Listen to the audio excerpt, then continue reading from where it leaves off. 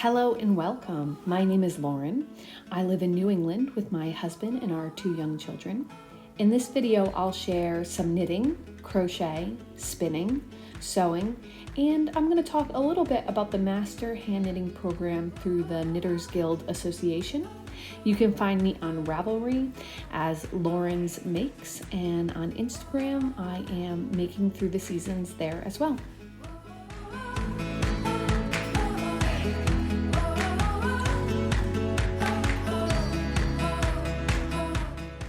Spring is truly underway around here. We've been spending a lot more time outside, getting everything all set and ready for the season. We've also just started to get some harvest from my vegetable garden, and one of the early things we get is asparagus. We were able to get our first dinner's worth of asparagus this month. The bushes are just starting to bloom, and all the insects have started buzzing around and coming back to life. Earlier this month, we also had a solar eclipse where we had about 90% coverage, and it was a truly amazing experience to watch that occur with the sunglasses on. In April, we also had a week's vacation from school where we took the kids on a little field trip up to Old Sturbridge Village, and we got to see some really adorable lambs. And with that came the return of roasting marshmallows and campfires outside. Really, it has just been a wonderful entry back into sort of outdoor living around here.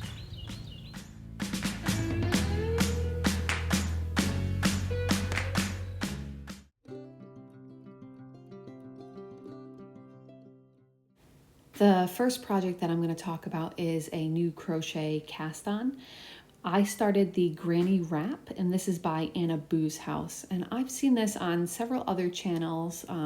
Allie over at Little Drops of Wonderful, Sarah at Yarn Mugs, and Cherie of the Ollie and Bella podcast have all made really beautiful versions of this Granny Wrap. And I decided to use some naturally dyed yarn that I had recently done with an experiment using madder. I took some fingering weight yarn and I experimented with different levels of madder in the dye pot, sort of stepping up each time to increase the hue or the density of the color.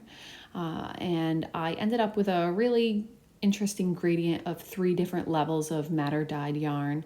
And so I started with a white yarn, and I am going from the lighter to the darker of the colors.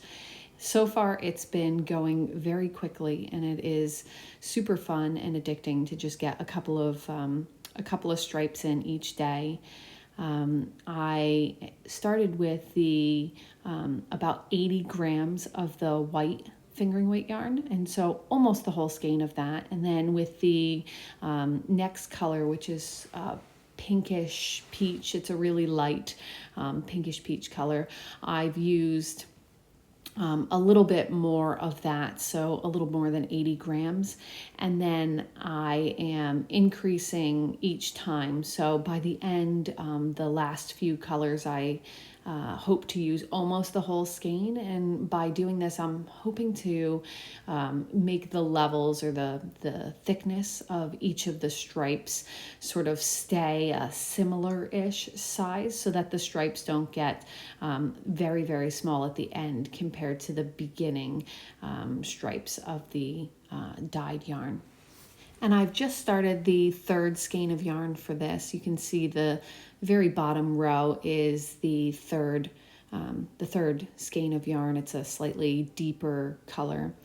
I am using a 3.25 millimeter hook for this, and I didn't mention, but this is a free pattern. If you go over to Ravelry, you can get Annaboo's House, the link over to the Annaboo's House website where you can get the pattern. The shawl has already grown so much, and my daughter actually looked at it and was like, "Mommy, is that done?"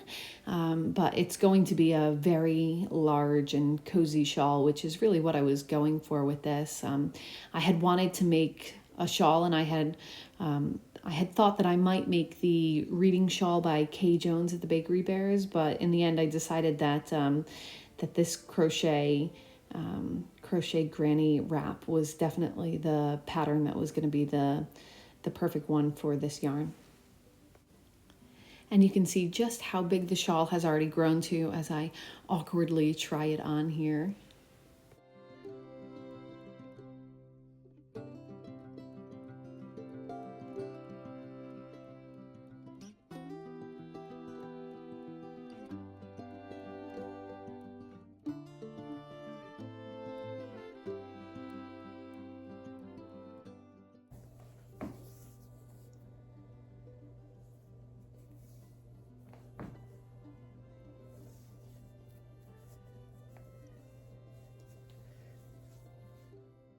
The next project that I have up on my needles is a sock project, and I have finished the first sock. If you watched my video last month, you'll have seen me cast these on.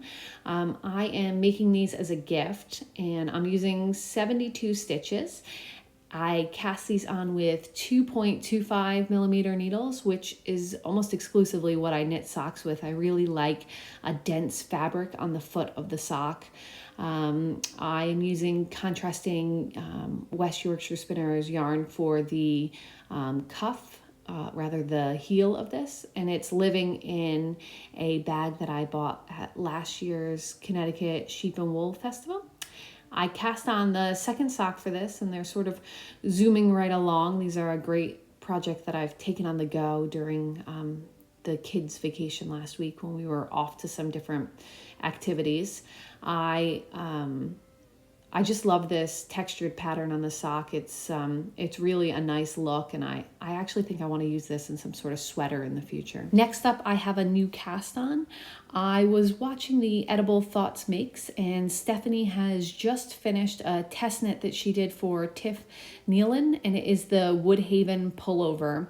And I just loved the style of this sweater, and so I had some of that madder dyed yarn, extra skein of the dyed yarn as well as some undyed yarn, and I thought that these together would make a fantastic Woodhaven pullover. And so I looked at which shade I thought would give the best appearance to it, and in the end I went with the lightest of the shades, the sort of peachy color, to use as the garter top to the sweater, and it'll also be on the cuffs of the sweater.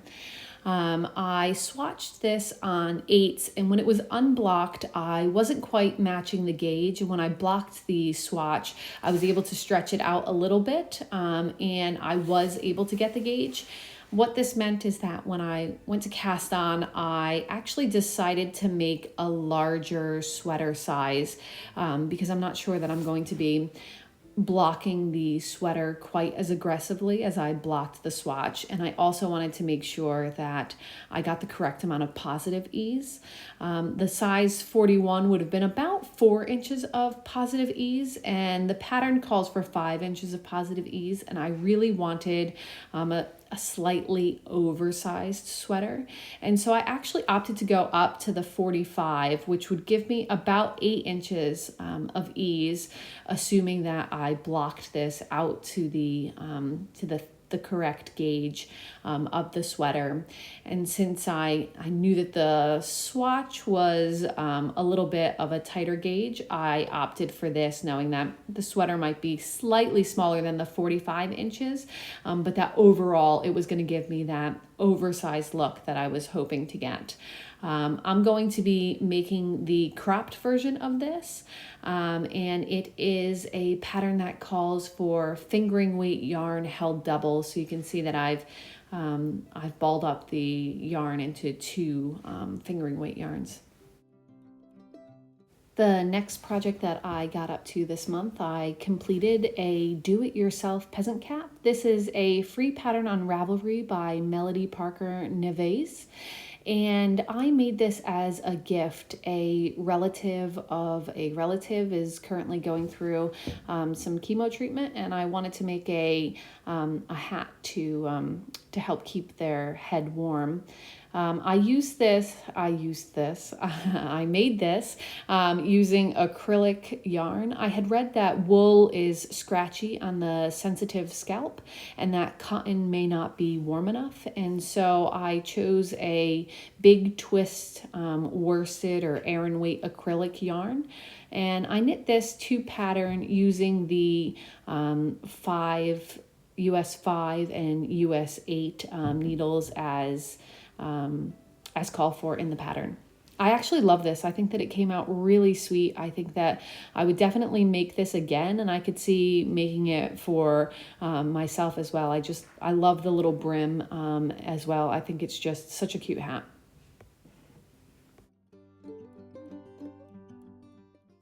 I had some extra yarn left over from the do-it-yourself Peasant Cap, and I decided to use this for this month's donation hat. I mentioned in my last 2 videos that each month I am aiming to make 1 hat for donation as part of a group charity project that my local knitting group is looking to do. And so this month I used some leftover black acrylic yarn and matched it up with the big twist gray acrylic yarn, and I did a simple pattern. I did a 2x2 rib on the brim of the hat and then switched to stockinette for the body of it.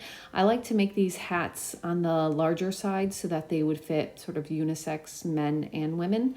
In this hat I cast on 88 stitches and I used size 9 needles, and I sort of just wing this as I go and basically make it to the length of my hand when I lay it on the folded brim, and then I start decreases and you have a hat.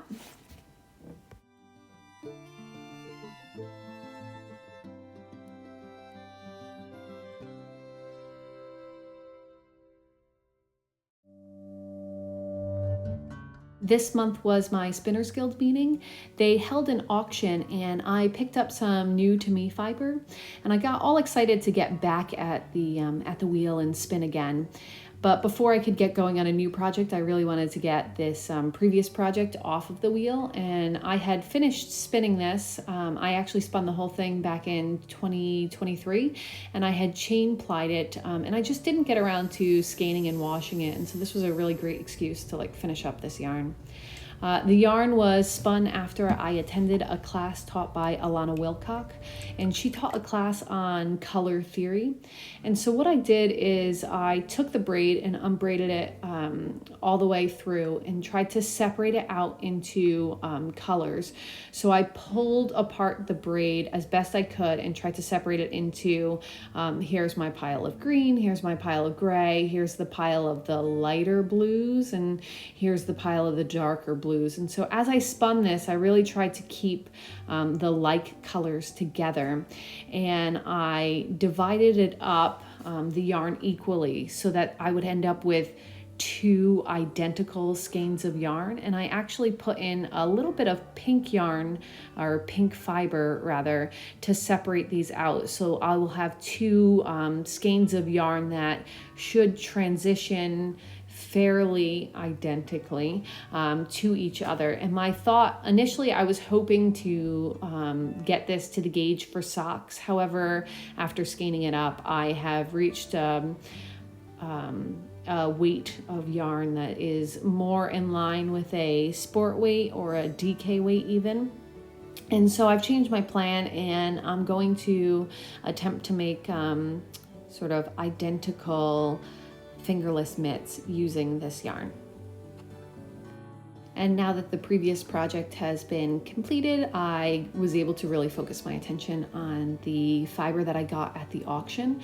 You can see that in front of you. It is, again, I really love those blues, greens, yellows with a little bit of gray or black color mixed in there. I'm spinning this on my Shack Ladybug wheel, and I have no real destination for this yarn. I'm not sure exactly what I will use it for. I just was so inspired by the color and absolutely loved it. What I decided to do with this braid is that I pulled it down once through completely through the braid, so I would have two full lengths of the braid. It's going to allow me to have slightly longer color transitions and if I had separated it out into many smaller pieces, but not quite as long of color transitions as if I had left the braid intact. And my approach to this is to chain ply it to sort of keep the colors as clean as I can without too much of the barber pulling. I do enjoy barber pulling. However, I thought that this would look nice if I kept the colors a little bit more intact and less muddied together. One of the things that I really enjoy about spinning is that my kids can participate with me. So here I have my daughter on my lap with me and I have her treadling with me. And in the past, I've actually been able to get her as to be the sole treadler. So it takes a little bit of time and effort to get them up to that level because it is a little bit of a different leg motion than they're really used to. And I'm just coming up to the end of the braid now. I forgot to mention at the beginning that this is a Falkland fiber.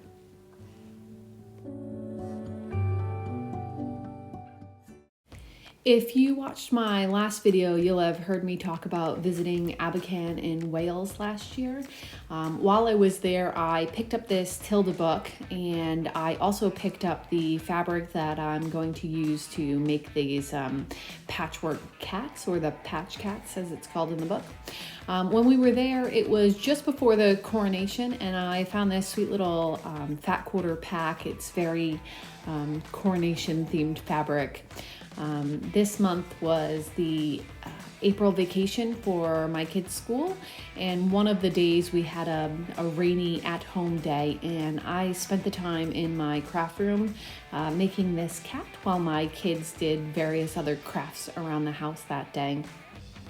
Here you can see that I have used some tracing paper and I'm just tracing the patterns out of the back of the book, and I'll then cut out the templates and use these for the making of the pattern. And here's the fat quarter set that I purchased to make this project with, or rather I purchased with the thought of using, not necessarily this specific project in mind. What I actually did is I went through the Tilda book and I looked at which pattern, which of their patterns went with each part of the body, and I tried to assign what fabrics I thought would look best for, let's say, the top of the body that sits against the face, the left side of the face, the right side of the face, and I tried to assign the number to them, and then I was able to sort of match up the fabrics in a way that I thought would look nice for the pattern. I have to be honest, this was a fairly difficult sew for me. I've made stuffies before and I've sewn bunnies for the kids, I've sewn reindeer for them, and some have definitely been easier than others. I swear that the face of this cat was put together by sheer determination alone. It was so incredibly challenging for me to fit the muzzle part of the cat onto the patterned part of the cat. I don't know if it was just a difficulty that I was having with it or whether it is just a more difficult matchup of patterning pieces. One of the other challenges that I had with this project is that the legs, arms, and tails, they are not particularly thick or wide, they're rather skinny, and what that meant is from a turning inside out perspective as well as a stuffing perspective, it was very challenging. So what I used was the back blunt end of a knitting needle and help push the fabric right side out. But even with the knitting needle and using it gently to put the fabric the right way, I still found it was a very time-consuming process and something that I really struggled to accomplish. once I did have them the right way out, the struggles actually continued a little bit because the opening at the top of the arms, legs, and single tail was so narrow. I found that I had a really hard time pushing the stuffing inside. And so I tried using the back end of the knitting needle again, but most of the time I had to just use my pinky finger, and I actually bent it backwards a few times and ended up with a mild pinky injury. But yeah, I found this to be quite a challenge to get the stuffing sufficiently pushed down and into the extremities. Once I got the arms and the legs and the tail stuff though, the difficulties were pretty much over. From here it was smooth sailing through the end of the make. I was able to stuff it, and then you hand sew the bottom part together, and then you also hand sew the back of the head closed, the patch of the eye. The single one eye is a patch and one eye just gets painted on the cat, and I sewed that on by hand as well, and then was the final step was to sew the head onto the body. And the final step is just to embroider on a nose. And here is my finished kitty. So he is currently living on the bench that I talked about in last month's video.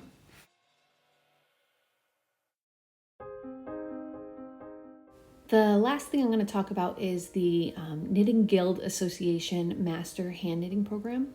I signed up for level 1 of this program back in February of 2023, and this month I received my letter to say that I had successfully completed the first level. If you're not familiar with the program, it's a 3-level program, and at the completion of level 3, you are certified as a master hand knitter by the Knitting Guild Association. It's been an amazing experience. When I first signed up, I thought that I would find the knitting to be the most enjoyable aspect of the program, but what I really loved was the research. I learned so much about knitting in general, and I also learned a tremendous amount about my own knitting, and I'm really excited as I move on to level 2. Here you'll have seen just a few examples of some of the swatches that I submitted in the program.